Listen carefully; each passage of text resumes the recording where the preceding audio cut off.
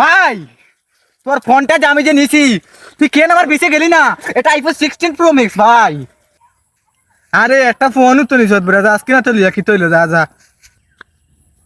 আরে ভাই আমি চোর বলে তুই কি আমাকে দৌড়াতে পারলে না? এ ভাই তুই তো আমাকে একটা বার তো দৌড়াতে ভাই, আমি চোর হয়ে কি পাপ করছি? তুই তো এমনি এমনি আমাকে একটা বার দৌড়াতে রে ভাই। এই যে দেখ, এই যে চোর কেমনে, এই যে এমনি যেদের পিছনে কেমনে দৌড়ায়, তুই তো একটা বারে কিছু করলি না রে ভাই।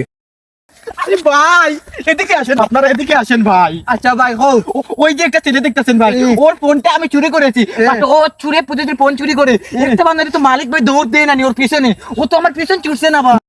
ভাই ঠিক ভাই, আপনার কথা একবারে তোমার উচিত আছে, তুমি তার লগে দৌড়ি দেয় চুর করতে গিয়ে তুমি দৌড়ি দেয় না কিছু ভাই। আমার কি, আমি চুর বলি কি আমার কি কোনো ইজ্জত নেই? হ্যাঁ ভাই ঠিক আছে। ও এই তুমি সরি বলো বলো।